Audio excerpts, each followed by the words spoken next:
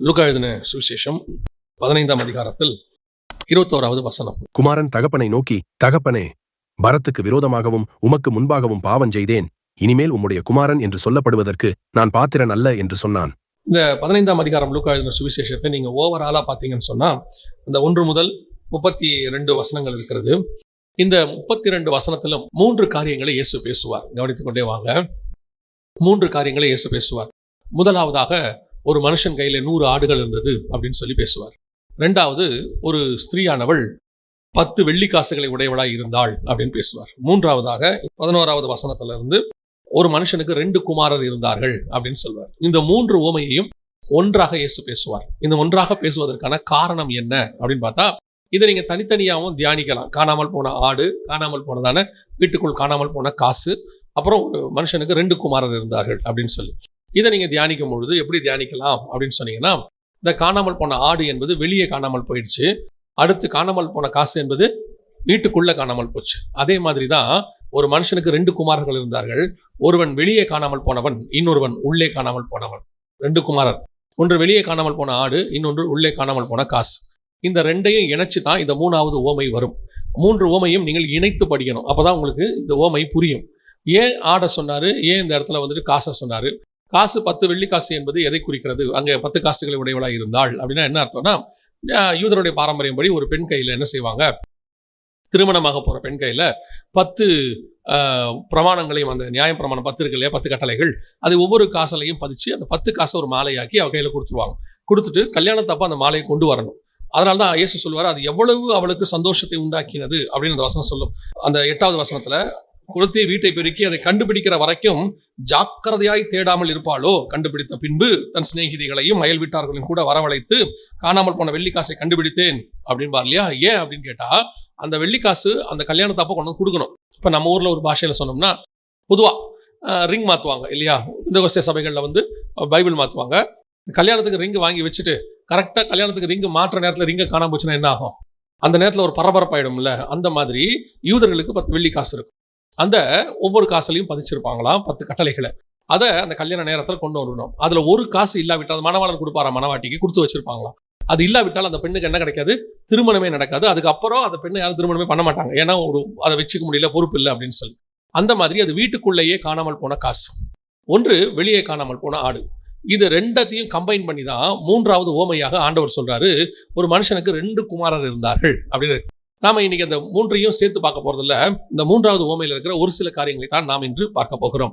அங்கே அந்த இளையகுமாரன் சொல்லக்கூடியதான அந்த ஒரு வார்த்தை என்ன அப்படின்னு கேட்டா, தகப்பனே, நான் பரத்துக்கு விரோதமாயும் உமக்கு விரோதமாயும் பாவம் செய்தேன். பொதுவாக பாவம் செய்கிறது என்றால் 2 பகுதிகளை இந்த இடத்துல வேதம் சொல்லுகிறது. 2 விதமான பாவத்தை அவன் சொல்லுகிறான். ஒன்று பரத்துக்கு விரோதமாய் செய்யக்கூடியதான ஒரு பாவம், 2வது மனுஷனுக்கு விரோதமாய் செய்யக்கூடியதான ஒரு பாவம். இந்த 2 பாவம் தான் ரொம்ப பாவத்துல 2 கேட்டகரி. அப்போ பாவத்துல வந்து சின்ன பாவம், பெரிய பாவம் அப்படிலாம் இருக்குன்னு சொல்றோம் இல்லையா. அப்படி இல்லை. இங்க என்ன வசனம் சொல்லுதுன்னா, 2 வகையாக இருக்கிறது. ஒன்று தேவனுக்கு விரோதமாய் செய்வது, இன்னொன்று மனுஷனுக்கு விரோதமாய் செய்வது.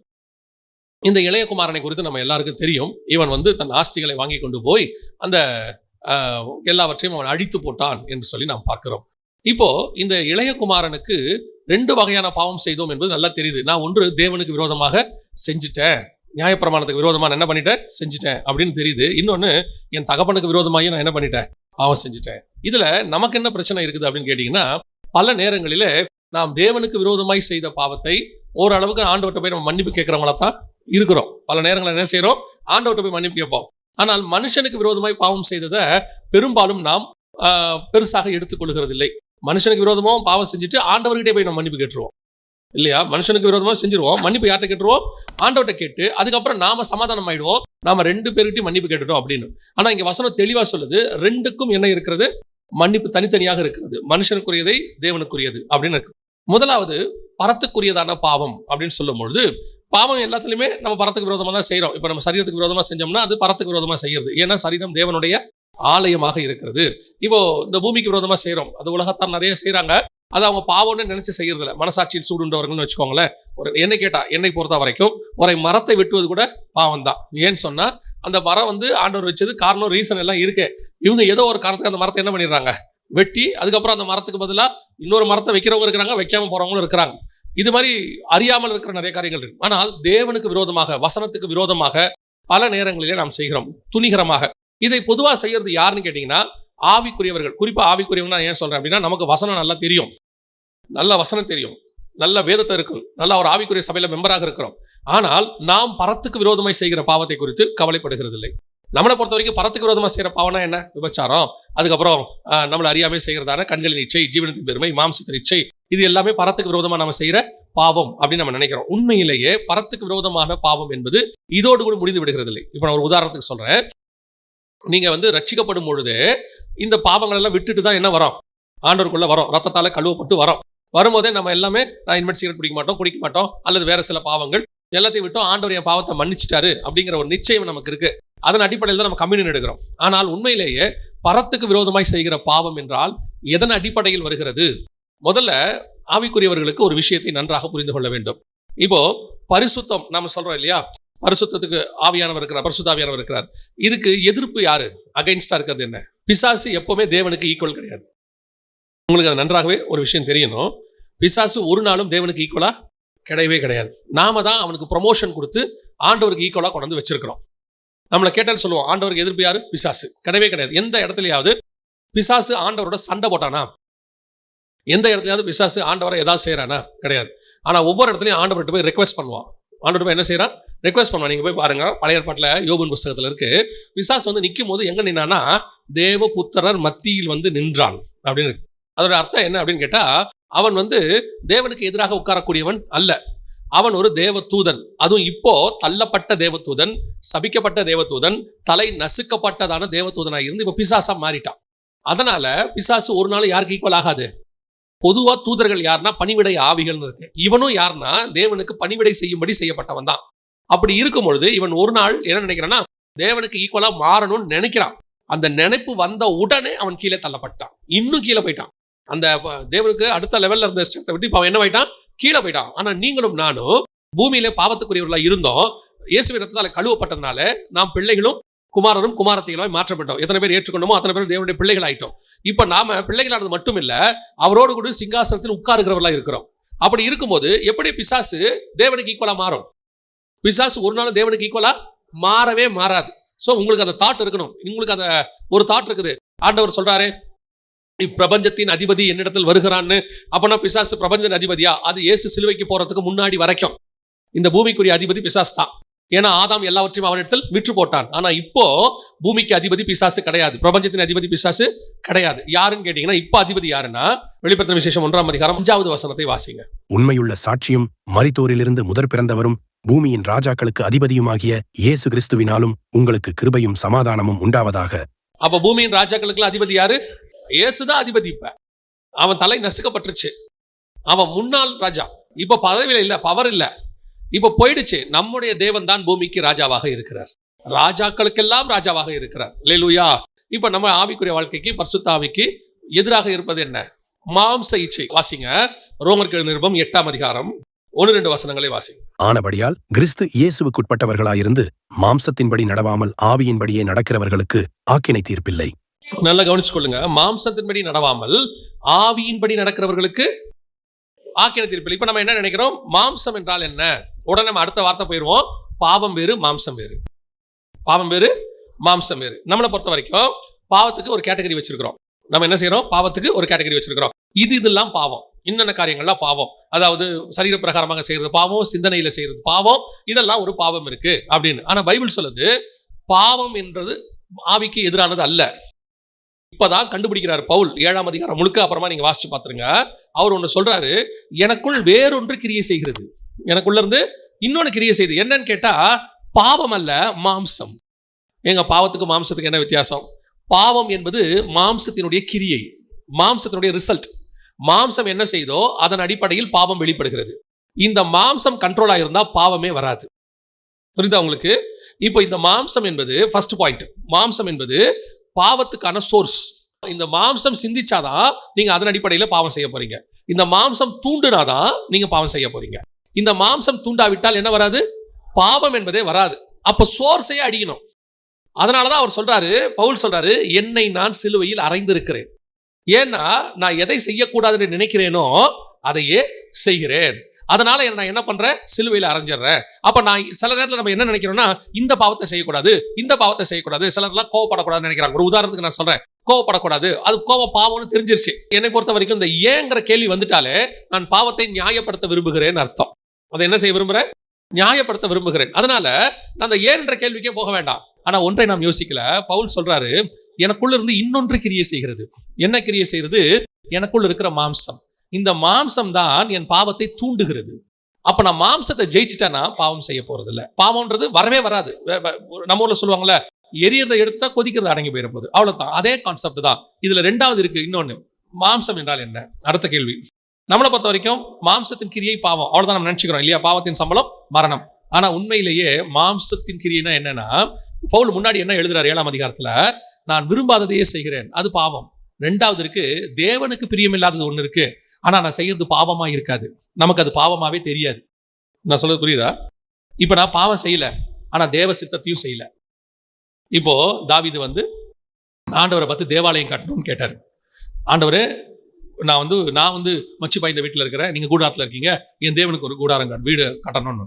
உடனே கர்த்தர் கேட்டாரு, நான் யாருக்கிட்டையாவது கேட்டேன்னா, நான் ஆலயம் கட்ட சொன்னேன்னா? இப்ப தேவனுக்கு என்ன கிடையாது, ஆலயம் கட்டுவது சித்தம் கிடையாது.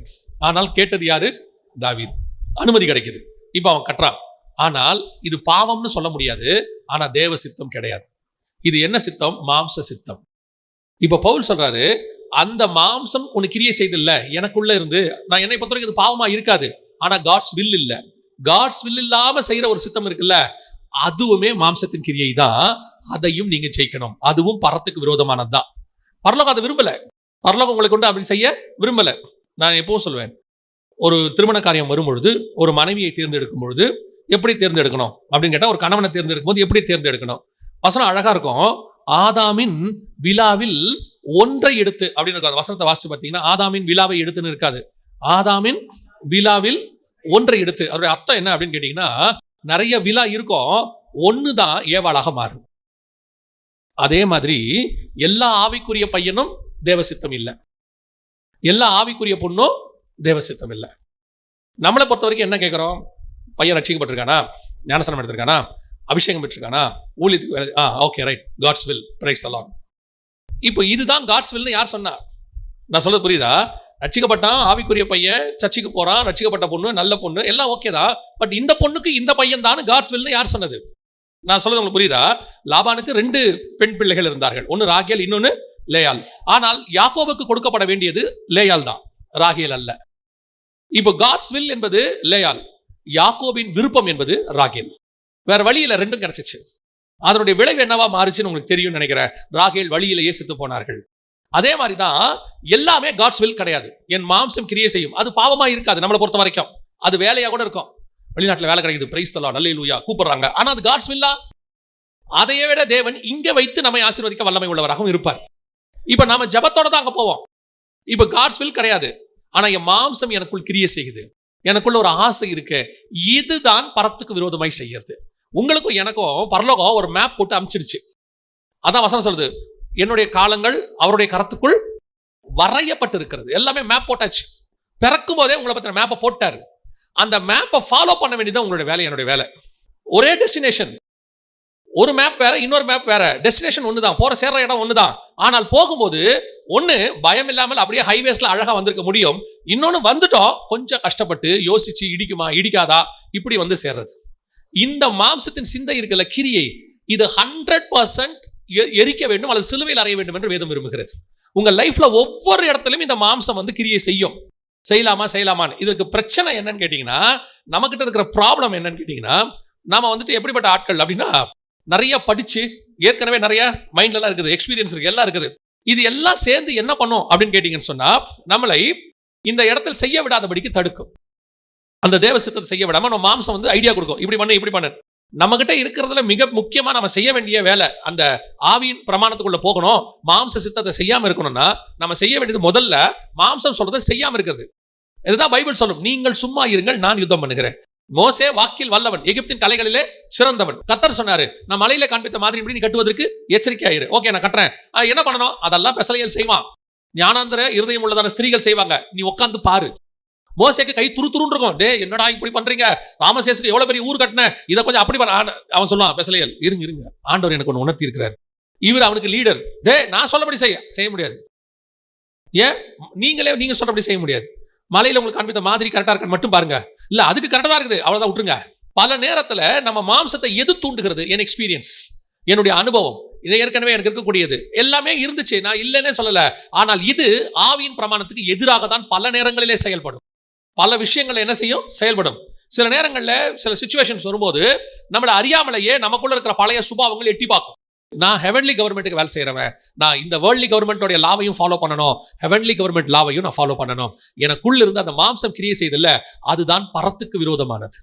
இந்த பரத்துக்கு விரோதமான பாவத்திலிருந்து முதல்ல நாம விடுதலை ஆகணும், ஆண்டவர்கிட்ட போய் கேட்கணும். பல நேரங்களில் நாம் அதை கேட்கவே மாட்டோம். தப்புனே நமக்கு என்ன செய்யாது, தெரியாது, நாம செஞ்சிருவோம். இப்போ மோசே கண்மலையை அடிச்சுட்டாரு, நல்ல தெளிவா தெரியுது, அது பாவம் கிடையாது. ஏன்னா அவங்களுக்கு தண்ணி வந்துச்சு, மினிஸ்ட்ரி நடந்துச்சு, நல்லபடியா முடிஞ்சிருச்சு, ஜனங்க குடிச்சிட்டாங்க, வீட்டுக்கு போயிட்டாங்க. ஆனால் பரத்தின்படி அது தப்பு. பரலோகத்தை பொறுத்த வரைக்கும் என் நாமத்தை நீங்கள் பரிசுத்த குலைச்சலாக்கினீர்கள். இதுதான் பரத்துக்கு விரோதமாய் செய்கிற பாவம். பல நேரத்துல நமக்கு நல்லது செய்தா நினைச்சிட்டு நமக்குள்ள இருக்கிற ஞானத்தை யூஸ் பண்ணிக்கிட்டு பல நேரங்களில் பரத்துக்கு விரோதமாய் நம்ம கேட்கணும், ஆண்டவரே இதை செய்யட்டுமா, இதை செய்யலாமா வேணாமான்னு கேட்கணும். உலகத்துக்கு சரியா இருக்கும், ஆனால் பரலோகத்துக்கு அது சரியாக இருக்காது.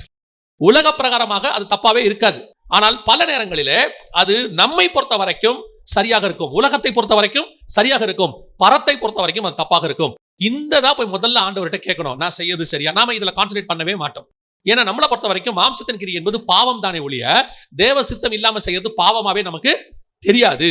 சோ ஒவ்வொரு விஷயத்திலையும் முதலாவதாக நாம கேட்க வேண்டியது, ஆண்டவர் இது உம்முடைய சித்தமா, நான் இதை பண்ணட்டுமா, உமக்கு விரோதமா ஏதாவது செஞ்சுட்டேனா, செஞ்சிருவேனா, அந்த கான்சியஸ் இருந்துட்டே இருக்கணும், எதை செய்யும் போதும். சோ ஃபர்ஸ்ட் நீங்கள் ரொம்ப தீர்மானமாய் பார்க்க வேண்டியது என்ன அப்படின்னு கேட்டீங்கன்னா, பரத்துக்கு விரோதமாய் நான் ஏதாவது செய்கிறேனா. இப்ப திருப்பி அந்த வசனத்தை திருப்பி வாசிங்க. லூக்கா எழுதின சுவிசேஷம் 15ஆம் அதிகாரம் 21வது வசனத்தை வாசிங்க. குமாரன் தகப்பனை நோக்கி, தகப்பனே, பரத்துக்கு விரோதமாகவும் உமக்கு முன்பாகவும் பாவம் செய்தேன், இனிமேல் உம்முடைய குமாரன் என்று சொல்லப்படுவதற்கு நான் பாத்திரன் அல்ல என்று சொன்னான். இரண்டாவது என்ன பாவம்? மனுஷனுக்கு விரோதமான பாவம். இந்த மனுஷனுக்கு விரோதமான பாவம் கண்டிப்பாக, இப்ப நீங்க பரத்துக்கு விரோதமான பாவம் செஞ்சீங்கல்ல, இவ்வளவு நேரம் பார்த்தோம்ல, இந்த பரத்துக்கு விரோதமான பாவத்தை தேவன் மன்னிச்சிடுவார். நான் அதையும் சொல்லிடுறேன், தேவன் மன்னிச்சிடுவார். ஆனால் நீங்க செஞ்சீங்கல்ல, இப்ப செஞ்சது ஒரு மிஸ்டேக் ஆயிப்போச்சு, நம்ம செஞ்சது என்னவாயிருச்சு, அதை கர்த்தர் சரி பண்ணுவார். சரி பண்றதுக்கு ஒரு டைம் எடுப்பார்ல, அது நமக்கு தண்டனை போல தெரியும். உதாரணமா சொல்றேன், கவனிங்க. இப்ப இஸ்ரவேல் ஜனங்களை கானானுக்குள்ள போக சொன்னார். இவங்க என்ன பண்ணாங்கன்னா வேவுக்காரரை அனுப்புனாங்க. முதல்ல தப்பு, வேவுக்காரர் என்ன செய்யக்கூடாது, ஏன்னா இதுக்கு முன்னாடி எந்த ஒரு இடத்துக்கும் அவங்க வேவுக்காரரை அனுப்புனதே இல்ல. சோ இங்க என்ன ஆகும்னு கேட்டீங்கன்னா, இந்த வேவுக்காரரை அனுப்புற சுபாவம் இவங்களுக்கு வந்துடும். இது மற்ற புறஜாதியாரை பார்த்து இந்த சுபாவம் இவங்களுக்கு வந்துடும், வேவுக்காரர் அனுப்ப சொல்லுவாங்க. யுத்தம் பண்றது கர்த்தர். இவங்க எந்த வேவுக்காரையும் இது வரைக்கும் என்ன செஞ்சதில்லை, அனுப்புனதில்லை. கர்த்தர் போனா போவாங்க, இருனா இருப்பாங்க, அவ்வளவுதான். வலதுபுறம் போனா வலதுபுறம் போவாங்க, இடதுபுறம் போனா இடதுபுறம் போக சொல்லுவாங்க. இவங்க எதுக்கு வேவுக்காரன் அனுப்புறாங்க? இப்போ அவன் போயிட்டு வந்து துர்ச்செய்தி சொல்லிட்டான், ஃபர்ஸ்ட் மிஸ்டேக். இப்போ இவங்க என்ன பண்றாங்க, ஃபர்ஸ்ட் போமாட்டேன்னு சொல்லிட்டாங்க, அது ரெண்டாவது மிஸ்டேக். ஏன்னா துர்ச்செய்தி வந்துருச்சு, இனிமேல் நான் போமாட்டேன். ஆனா தேவசித்தம் போகணுங்கிறது. சரி, இப்போ இவங்க பயந்துட்டாங்க, இப்போ இவங்களை அனுப்புனா சரியாகாது. இதை கர்த்தர் என்ன நினைக்கிறாரு, நடந்த அங்க இருக்கிற விஷயத்தை நான் உங்களுக்கு சொல்றேன். அங்க இவங்க யாரை பார்த்து பயந்தாங்கன்னா, ஏனோக்கின் புத்திரர்னு ஒருத்தரை பார்த்து பயப்படுவாங்க. ராட்சத பிறவியா இருந்த ஏனோக்கின் புத்திரர் நெடிய ஜனங்களாக இருந்தார்கள். அவங்கள பார்த்து அவங்களுக்கு முன்னாடி நாங்கள் வெட்டுக்கிளிகளை போல இருந்தோம். இப்ப கர்த்தர் பார்த்தாரு, சரி இவங்களை பார்த்து பயந்துட்டாங்க, சரி இப்போ இவங்க என்ன செய்வோம், அந்த ஏனோக்கின் புத்திரர் ரிமூவ் பண்ணிட்டு அப்புறமா இவங்க என்ன பண்ணலாம், உள்ள அனுப்பலாம்னு சொல்லிட்டு இவங்க கிட்ட சொல்லுவாரு, இஸ்ரவேல் ஜனங்கிட்ட, நீங்க ஒரு 40 வருஷம் என்ன பண்ணுங்க, சுத்தி வாங்க அப்படிம்பாரு. ஆனா இவனுக்கு இப்ப என்ன தோணும், 40 வருஷமா, இப்படி தெரிஞ்சுதான் நம்ம இப்பவே போயிடலாமே, இன்னும் 40 வருஷம் சுத்தறதா, முடியாது அப்படின்ட்டு திருப்பி உள்ள போவான். இப்போ போக கூடாதுன்னு சொன்னாரு, இப்போ உள்ள போறான், இப்போவும் அடி வாங்குவான். இப்போ போய் என்ன செய்யறான், அடி வாங்குறான். இப்ப கர்த்தர் ஏன் 40 வருஷம் சுத்த சொன்னாருன்னு சொன்னா, இந்த 40 வருஷம் சுத்திட்டு வரும்போது கர்த்தர் விட்டு வைத்த ஜாதிகள் என்னவெனில் அப்படின்னு சொல்லி நியாயாதிபதிகள் புஸ்தகத்துல 3ஆம் அதிகாரத்துல இருக்கும். 1வது வசனத்துல நீங்க வாசிக்கும் போது வாசிங்க பார்ப்போம். நியாயாதிபதிகள் 3:1. கானான் தேசத்தில் நடந்த சகல யுத்தங்களையும் அறியாதிருந்த இஸ்ரவேலராகிய அனைவரையும் சோதிப்பதற்காகவும், இஸ்ரவேல் புத்திரரின் சந்ததியாரும் அதற்கு முன் யுத்தம் செய்ய அறியாதிருந்தவர்களும் அவைகளை அறியும்படி பழக்குவிப்பதற்காகவும் கர்த்தர் விட்டு வைத்த ஜாதிகள் யாரென்றால், பெலிஸ்தரின் 5 அதிபதிகளும் சகல கானானியரும் சீதோனியரும் பாகால் எர்மோன் துவக்கி ஆமாத்திற்குள் பிரவேசிக்கும் வரைக்கும் லீபனோனின் மலைகளிலே குடியிருக்கிற ஏவியருமே. 3 பேர் தான் இருக்காங்க பாருங்க, 3 பேர் தான் இருக்காங்க இல்லையா. ஏனாக்சின் புத்திர ராட்சதர் இல்ல பாருங்க. இந்த 40 வருஷம் சுத்தி வரும்போது அவங்க என்ன பண்ணிட்டாரு, அப்போ கர்த்தர் ஒரு விஷயத்த சொல்லி நாம செய்யலன்னா அது பரத்துக்கு விரோதமா செய்யற பாவம். இப்ப நம்ம மன்னிப்பு கேட்டோம்னா மன்னிக்கிறாரு, ஆனா அதை சரி பண்றதுக்கு ஒரு டைம் எடுப்பாரு. சரி பண்றது என்ன பண்ணுவாரு, டைம் எடுப்பாரு. அந்த டைம் எடுக்கிற வரைக்கும் நீங்க பொறுமையா இருக்கணும். அதுதான் கர்த்தர் உங்களை மன்னிக்கிற நேரம். அதான் டைம். பல நேரங்களிலே நமக்கு இப்போ உணர்வு அடைஞ்சிருவோம், ஐயோ நம்ம பரத்துக்கு விரோதமா செஞ்சிட்டோம், தெரியாம பண்ணிட்டோம் அப்படின்னு. இப்போ அடுத்து நம்ம என்ன பண்ணுவோம் தெரியுமா? அதை உடனே சரி பண்றதுக்கு அடுத்த தப்பு செய்வோம். இப்போ அவசரப்பட்டு ஒன்று பண்ணியாச்சு, அடுத்து முடிவும் அவசரப்பட்டு எடுக்கக்கூடாது. முதல்ல பண்ண தப்ப கர்த்தர்கிட்டயே சரி பண்ண கொடுக்கணும். என் லைஃப்ல நான் தெரிஞ்சுக்கிட்ட ஒரு விஷயம் என்னன்னா, கர்த்தர் சரி பண்ணி கொடுக்காம ஒரு விஷயத்தை நம்மளால சரி பண்ணி கொடுக்க முடியாது. நாம எப்போ பண்ணாலும் ஆபரேஷன் பண்ற ஆட்கள். ஏன்னா இமிடியேட் ரிலீஃப். நம்முடைய ப்ராப்ளம் என்னன்னா, எல்லாம் உடனே இமிடியேட்டா உடனடியாக அப்படின்னு நினைக்கிறோம்ல. காடுக்கு ஒவ்வொருத்துக்கும் நேரம் இருக்கு. அந்த நேரத்தில் தான் அவர் செய்வார். இப்போ நீங்க மன்னிப்பு கேட்டுட்டீங்க, கேட்ட உடனே பட்டீர்னு கர்த்தர் மன்னிச்சு சரி ஓகே முடிச்சு போ எல்லாம் திருப்பி 0 ஆக்கி விட்டாப்பா, இந்த ஸ்பீடோமீட்டர்ல 0 ஆக்கி விடுவாங்களே, அதெல்லாம் நடக்காது.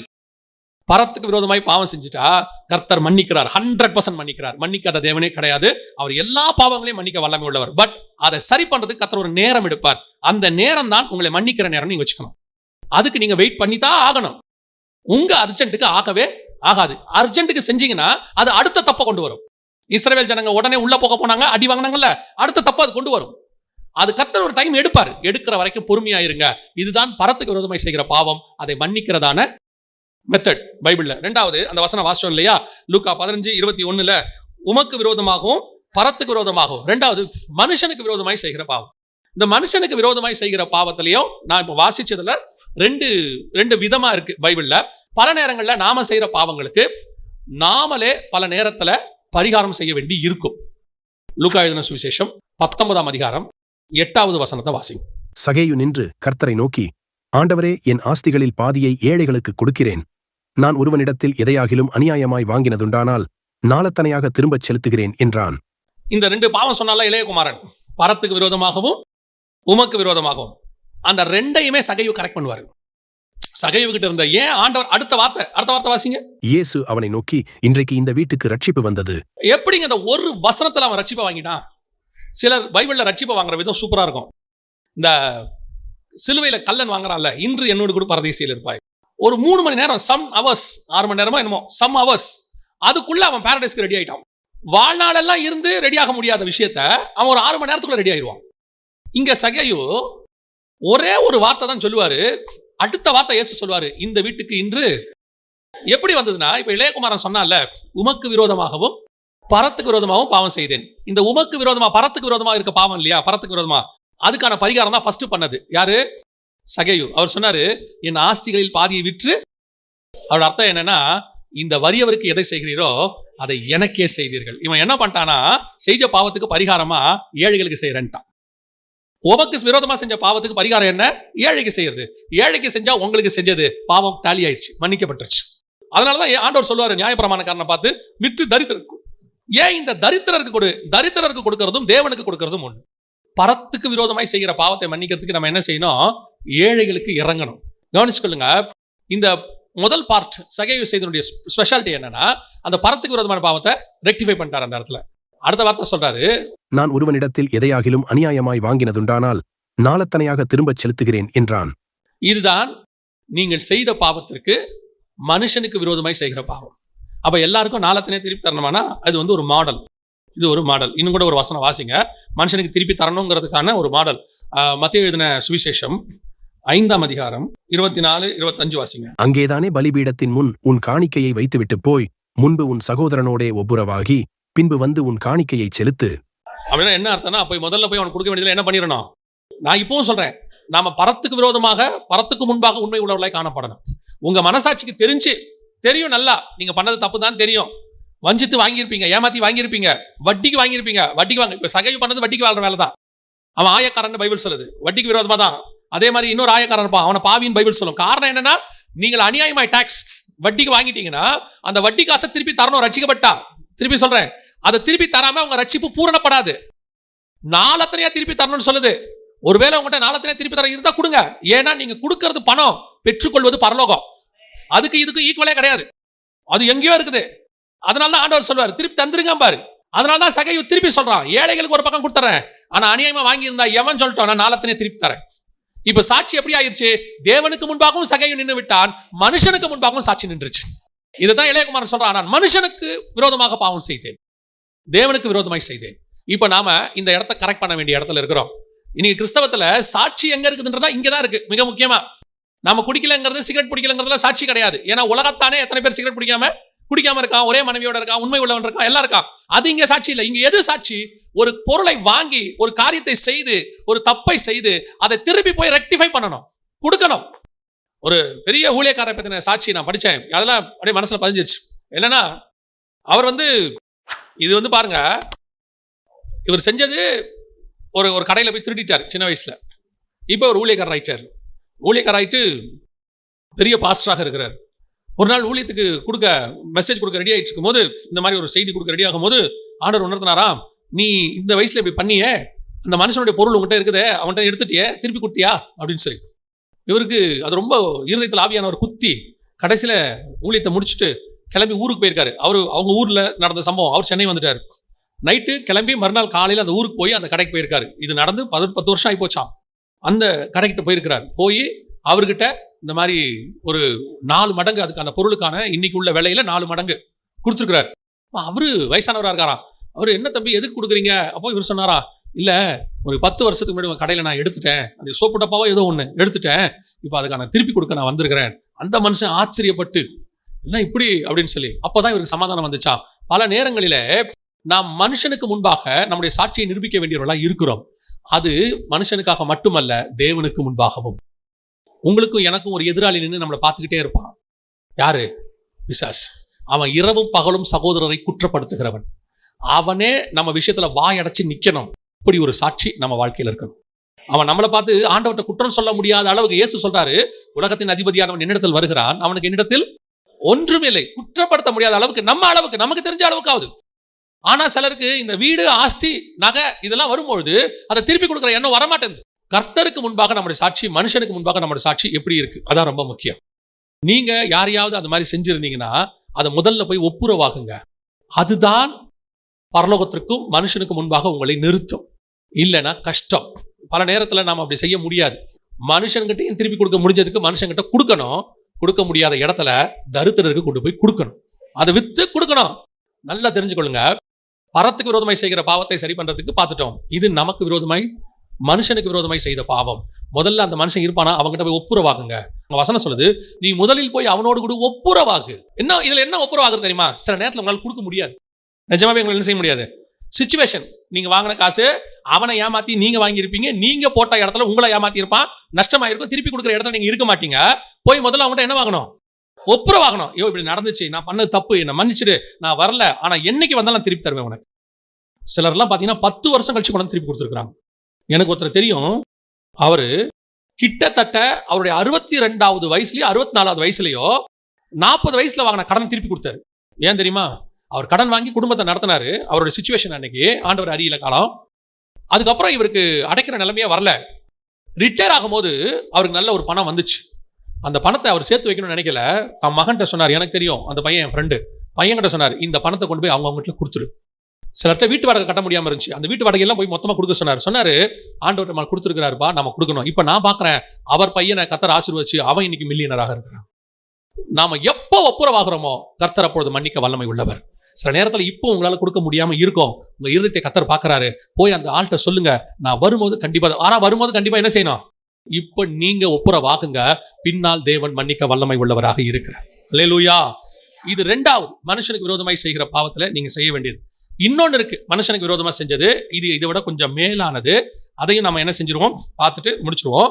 2 சாமுவேல் 21:1 வாசிங்க. தாவீதின் நாட்களில் 3 வருஷம் ஓயாத பஞ்சம் உண்டாயிருந்தது. அப்பொழுது தாவீது கர்த்தருடைய சமூகத்தில் விசாரித்தான்.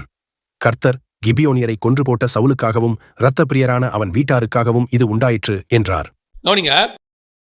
இப்போ தாவீது இந்த பாவத்தை என்ன செய்யல. தாவீது இந்த பாவத்தை செய்யல. செஞ்சது யாரு? சவுலுக்கு செஞ்சுட்டார். சவுல் தான் செஞ்சுட்டு போயிட்டார். ஆனால் தண்டனை யார் காலத்துல வந்துச்சு?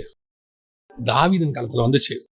இப்ப தாவீது நியாயமா என்ன செய்யணும்? ஆண்டவரே, செஞ்சது சவுலு, இதுக்கு நான் என்ன பண்ணுவேன்?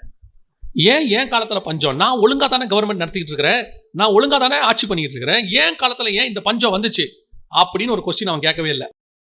அவன் என்ன கேட்டான்? ஆண்டவர்கிட்ட போயிட்டு, பஞ்சம் வந்திருக்கு ஆண்டவரே, ஏன் பஞ்சம் வந்துச்சு, எதனால அப்படின்னு அவன் ரீசன் கேட்கறான். ரீசன் கேட்டோன்னா கர்த்தர் சொல்றாரு, சவுல் செய்ததனுடைய நிமித்தமாக தான் இது வந்துச்சு. அப்ப அடுத்த கேள்வி, தாவீது என்ன கேட்கணும் ஆண்டவரை பார்த்து? சரி, சவுல் தானே செஞ்சான், இதுக்கு நான் என்ன பண்ணேன்? ஏன் கவர்மெண்ட்ல ஏன் வந்தீங்க? அதை நீங்க சவுல்ட்டால கேட்கணும், அப்படித்தானே சொல்லணும். அப்படி செய்யல. அடுத்த வசனம், அப்பொழுது ராஜா கிபியோனியரை அழைப்பித்தான்.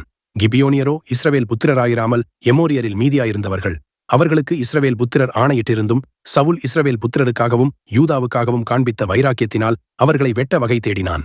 தாவீதுக்கும் இதுக்கும் எந்த சம்பந்தமும் இல்ல. ரெண்டாவது, அவங்க இஸ்ரவேல்காரங்களும் இல்ல, புறஜாதியார், தேவனை அறியாதவர்கள். நம்ம பார்வையில சொன்னா நான் பிலீவர், தேவனை அறியாத ஜனங்கள். அவங்களுக்கு சவுல் செய்த நிமித்தம் இப்படி நடந்துருச்சு. இப்ப தாவீது கேட்கிறான், நீங்கள் என்னை ஆசீர்வதிக்கும்படிக்கு நான் என்ன செய்ய வேண்டும்? எவ்வளவு பெரியதான சுபாவம் பாருங்க. இப்போ கேட்டா நம்ம இப்ப என்ன சொல்றோம்? ஒரு உதாரணத்துக்கு, இப்ப நீங்க நல்லா இருக்கிறீங்க, உங்க அப்பாவோ உங்க அம்மாவோ யாரோ ஒருத்தர், அதாவது உங்க உங்க க்ளோஸ் ரிலேஷன் அப்பா அம்மாவை நான் சொல்றேன், அவங்க செஞ்ச, அவங்க வச்சுட்டு போன ஒரு கடன், நீங்க அதை அடைச்சிருவீங்களா? அடைப்பீங்களா? நாம சொல்லுவோம், கடன் கேட்க வந்தால பார்த்து, எனக்கு தெரியாது, எங்க அப்பா செஞ்சப்ப எங்க அப்பாவை கேளுங்க, அதுக்கு நான் என்ன பண்ணுவேன் அப்படின்னு நீங்க என்ன செய்வீங்க? தட்டி தான் விடுவீங்க. வந்தவன் நான் பிலீவர், அவன் நம்பி நம்ம அப்பாவை நம்பி தான் கொடுத்தான். இப்ப நம்ம அப்பா அதை எதுக்கு வாங்கியிருப்பாரு? நமக்காக தான் வாங்கியிருப்பாரு. அதுல ஏதோ ஒண்ணு நமக்கு சாப்பாடு போட்டிருப்பாரு, இல்ல படிக்க வச்சிருப்பாரு, துணிமணி வாங்கி கொடுத்துருப்பாரு, ஏதோ ஒண்ணு பண்ணியிருப்பாரு. அது ஏதோ ஒன்று நடந்திருக்கும், அதோட பெனிஃபிட் நம்ம கிட்ட இருக்கும். இப்போ அதை நம்ம கிட்ட அப்பா சொல்லல, நம்ம கிட்ட சொல்லல, அம்மா சொல்லல, ஆனா சிச்சுவேஷன் வந்துருச்சு. ஆனா இப்ப ஏன் கர்த்தர் நம்மளை அதை கொடுக்க சொல்றாரு தெரியுமா? இப்ப அதை கொடுக்குற பெலன் நம்ம கிட்ட இருக்கு. கர்த்தர் அந்த அளவுக்கு நம்ம கரங்களை உயர்த்தினாரு. நம்ம நீதிமான்கள் அவர் ரத்தத்தால கழுவப்பட்டுட்டோம். கர்த்தர் நம்ம கரங்களையும் பலப்படுத்திட்டாரு. இப்ப நம்ம அந்த அளவுக்கு வந்துட்டோம். ஏன் இந்த நேரத்தில் கர்த்தர் அந்த பஞ்சத்தை கொண்டு வந்தாரு? ஏன் இந்த நேரத்தில் தெரியப்படுத்துறாருன்னா, இப்போ உங்க அப்பா செஞ்சதுக்கான காரியத்தை நான் மன்னிச்சிடுறேன், அதே நேரத்தில் உன்மேல் அந்த சாபம் வராதபடிக்கு நான் என்ன செய்யறேன்? அதை ஆசீர்வாதமா மாத்தி கொடுக்குறேன். இது புறஜாதியார்கிட்ட சாட்சியாய் விளங்கும். பல நேரங்களில் இது நடக்கும். நாம கொஞ்சம் இந்த இடத்துல ஆவிக்குரியவங்களா இருந்தாலும் குறுகிய மனதோடு தான் இருப்போம். ஆனா நிறைய நான் பிலீவர்ஸை பார்த்துருக்கேன், அவங்க அப்பா டைரியில எழுதிட்டு போயிருப்பாரு ஏதோ கடன் வாங்கியிருக்கான்னு, தேடி போய் அடைச்சவங்களாம் நான் பார்த்துருக்கேன். அவங்க சொல்லுவாங்க, நல்லவரோ கெட்டவரவங்க, எங்க அப்பா எங்களுக்காக கஷ்டப்பட்டார். தாவீது ஆண்டவர்கிட்ட சொல்லியிருக்கலாமே, ஆண்டவரை இதுக்கு நான் என்ன செய்வேன்? ஆனா கர்த்தர் ஏன் அந்த பஞ்சத்தை அனுமதிச்சார்னா, எனக்கு தெரியும் தாவீது சவுல் கெட்டவன் தான், ஆனா அவன் செஞ்சது ஒரு நல்ல காரியத்துக்கு தான் செஞ்சான். அவன் கெட்டவன் தான், ஆனால் அந்த அந்த கடனை அடைக்கிற அளவுக்கு உன்னிடத்துல ஒரு பிராட் மைண்ட் உண்டு என்று எனக்கு தெரியும். அதனாலதான் உங்ககிட்ட கொண்டு வந்தேன். இது கூட என்ன தெரியுமா? உனக்கு நஷ்டம் வராது, அவர்கள் உன்னை ஆசீர்வதிப்பார்கள். அந்த ஆசீர்வாதம் உன் தலையின் மேல் தங்கி இருக்கும். சில நேரங்களில் அப்படிப்பட்ட சுபாவங்கள் வரும்போது மனுஷருக்கு முன்பாக செய்யப்பட்ட பாவத்தை நீங்கள் ரெக்டிஃபை பண்ண முடியும். அப்பா செஞ்சாரு, அம்மா செஞ்சாங்க, எங்க அம்மா என்னை கடங்காரி ஆக்கிட்டாங்க, அப்படி சொல்லவே சொல்லாதீங்க. அவங்களே கடன் வாங்கியிருந்தாலும் நமக்காக தான் வாங்கியிருப்பாங்க. நான் சொல்றது, நம்ம அப்பாக்கள் வாங்கியிருந்தாலும் எதுக்கு வாங்கியிருப்பாங்க? நமக்காக தான் வாங்கியிருப்பாங்க. இல்லை நம்ம அக்கா தங்கச்சி கல்யாணம் பண்ணுறதுக்கு வாங்குவாங்க. தம்பி அண்ணன் சொல்லுவான், அவங்கள கல்யாணம் பண்ண வைக்கிறதுக்கு நான் தரணுமா? அதுக்கு நானா பொறுப்பு? இது சட்டப்படி கரெக்ட், ஆனால் ஸ்பிரிச்சுவலி கரெக்ட் கிடையாது. ஆண்டவர் எதுக்கு தாவீதுகிட்ட கொண்டு வர்றாரு தெரியுமா? செய், நீ அதனால குறைவுபட போகிறது இல்லை. ஏன்னா நீ செய்கிற ஒவ்வொன்றையும் பரலோகம் பார்த்துக்கிட்டே இருக்கு. நான் சொல்லுவேன், நம்ம செலவு பண்ணுறது பணமாக தாங்க இருக்கும், வேற எதுவுமே இருக்காது. ஆனால் பரலோகம் நமக்கு கொடுக்கறது உலகம், வானம், பூமி எல்லாத்துக்கும் சேர்த்து ஆசீர்வாதமாக இருக்கும். கர்த்தருடைய ஆசீர்வாதம் நம்ம தலைமையில தங்கி இருக்கும். எப்பவுமே சொல்லி நான் இப்படி சொல்லுவேன், உங்களுக்கு தெரியல, நம்ம ஊரில் சொல்லுவாங்க, சின்ன மீனை போட்டு பெரிய மீனை பிடிக்கணும்பாங்கல்ல. நம்ம கிட்ட இருக்க சின்ன மீன் தான் பணம். இந்த சின்ன மீனை போட்டு பெரிய ஆசீர்வாதத்தை நீங்கள் வாங்க முடியும். ஒரு ஏழைகளுக்கு கொடுத்து பாருங்க, உங்க காசை கொடுக்குறீங்களோ ஏதோ வாங்கி கொடுக்குறீங்களோ, பெரிய ஆசீர்வாதம் தலைமையில் தங்கும். உங்க தாய் தகப்பனுக்கு சும்மா கடைசி காலத்துல மெடிசன் வாங்கி கொடுக்க பாருங்க, அது பணம் தான். அது என்ன 2000 3000 ஆகும். ஆனால் தேவனுடைய ஆசீர்வாதம் உங்கள் தலையின் மேல் தங்கும். அது பெரிய மீன். நீங்க செய்யறது ஒரு 5000 இருக்கும், ஆனா கர்த்தர் உங்களுக்கு கொடுக்கறது வானத்துக்குரிய ஆசீர்வாதமாக இருக்கும். பரத்துக்கு விரோதமாக சரி, மனுஷனுக்கு விரோதமாகவும் சரி, நீங்கள் ரொம்ப கேர்ஃபுல்லா இருங்க. இப்ப நான் சொன்னது தாவீதின் விஷயம் ரொம்ப பெருசு. பிராட் மைண்ட், அதுக்கு தேவனுடைய இருதயம் வேணும். அந்த இருதயம் உங்களுக்கு வந்துடுச்சுன்னா புறஜாதியார் கூட உங்களை ஆசீர்வதிப்பார்கள். தாவீது சொல்லுவான், கர்த்தருடைய சுதந்திரத்தை ஆசீர்வதிக்கும்படிக்கு நான் என்ன செய்ய பிரயாச்சித்தம் என்று கேட்டான். நான் என்ன செய்யணும் சொல்லுங்க, ஒன்னே எங்களை ஆசீர்வச்சிருங்க. சவுல் செஞ்சது தப்பா இருக்கட்டும்ங்க, பரவாயில்ல, உங்க மனசு குமுறி இருக்கு, அதனால கர்த்தர் இங்க பஞ்சத்தை கொடுத்துட்டாரு. அவன் கேட்கல, அவன் அடிக்கல. ஒண்ணு தெரிஞ்சுக்கொள்ளுங்க, நம்ம நிமித்தமாக 4 பேர் சந்தோஷப்படுறானோ இல்லையோ, 4 பேர் நம்ம நிமித்தமா வயிறு எறியக்கூடாது. இவன் இப்படி பண்ணிட்டானே, அது நல்லாவே இருக்காது ஒரு நாள் இல்லையோ. நான் எப்பவும் சொல்லுவேன், ஒரு மனுஷனை நம்ம சந்தோஷப்படுத்துறோமோ இல்லையோ, சந்தோஷப்படுத்துறோம் ரொம்ப சந்தோஷம், ஆனா அவனை வேதனைப்படுத்திடவே கூடாது. அது நம்ம புறஜாதியான்னு நினைக்காதீங்க. எல்லாருடைய வேதனைக்கும் கணக்கு கர்த்தர் வச்சிருக்கிறாரு. இவங்க புறஜாதியார் தான், இவங்க வேதனையை கூட கர்த்தர் என்ன பண்ணியிருக்கிறாரு, கணக்கு வச்சிருக்கிறாரு. போன ஒரு மாசத்துக்கு முன்னாடி ஒரு சம்பவம் நடந்துச்சு. அப்ப நான் அந்த பிள்ளைகிட்ட சொன்னேன், நீ பண்றது சரியா தப்பாங்கிறதுலாம் ரெண்டாவது, ஆனால் தாய் தகப்பன் இருதயத்தை மட்டும் வேதனைப்படுத்திடாத. அவன் ரட்சிக்கப்பட்ட தாய் தகப்பன், ரட்சிக்கப்படாத தாய் தகப்பன்லாம் ரெண்டாவது, அவன் தாய் தகப்பன். அந்த தகப்பனோட இருதயம், தாயினுடைய இருதயம் வேதனைப்படுறபடி தயவு செஞ்சு நடந்துக்காது. அவங்க ஒருவேளை தப்பா இருக்காங்களா, நீ ஒதுங்கிக்காது, வேற விஷயம். ஆனா வேதனை மட்டும் படுத்திடவே கூடாது. ஆனா இது அதையும் தாண்டி உன் தகப்பன், உன் தாய் உனக்காக வாங்கின கடன், அவங்க அன்னைக்கு நீங்க சொல்லுவாங்க பைத்தியக்காரத்தனமா, இப்ப பையன் சொல்றான் அம்மா அப்பா பார்த்து, பைத்தியக்காரத்தனமா கடன் வாங்குனீங்க. அவங்க பைத்தியக்காரத்தனமா கடன் வாங்கினாதான் நீ படிச்ச, இன்னைக்கு இந்த வேலையில உட்காந்துருக்க, இன்னைக்கு சம்பாதிக்கிற. இந்த சம்பாத்தியம் எதனால வந்துச்சுன்னா அவங்க பைத்தியக்காரத்தனமா வாங்கினதுனால. நாம ஒரு காலத்துல வாழ்க்கைக்காகவே அழுதுகிட்டு இருந்தோம், நம்ம பெற்றோர் அதுக்கு தான் கஷ்டப்பட்டாங்க. நான் எப்பவும் சொல்லுவேன், இதுக்கு முன்னாடி உள்ள பெற்றோர் இப்பவும் கஷ்டப்படுறாங்க. அந்த பெற்றோர் நமக்காக பட்ட பாடுகள் ரொம்ப அதிகம். அவர்கள் வேதனைப்படவே கூடாது, கஷ்டப்படுத்தவே கூடாது, இன்னொருத்தருடைய வயிறு எரியும்படி நம்ம நடக்கவே கூடாது. அது புறஜாதியாரா இருந்தாலும் சரி, அவர்கள்ட்ட நீங்க வாங்கியிருந்தீங்களா, நம்ம பெற்றோர் வாங்கினாங்களா, கொடுக்க முயற்சி பண்ணுங்க. உங்களால கொடுக்க முடியலையா, உங்க நிலைமையை போய் சொல்லுங்க. எங்க அப்பா வாங்கிட்டாரு, ஆனா என்னால கொடுக்க முடியல, என் நிலைமையே இப்படிதான் இருக்கு, ஆனா ஒரு நாள் நான் வந்தா உங்களுக்கு கண்டிப்பா செய்வேன். நிச்சயம் சொல்லுங்க. நான் சொல்றேன், தாவீதை ஆசீர்வதித்த தேவன் உங்களையும் ஆசீர்வதிக்க வல்லமை உள்ளவராக இருக்கிறார். அல்லேலூயா.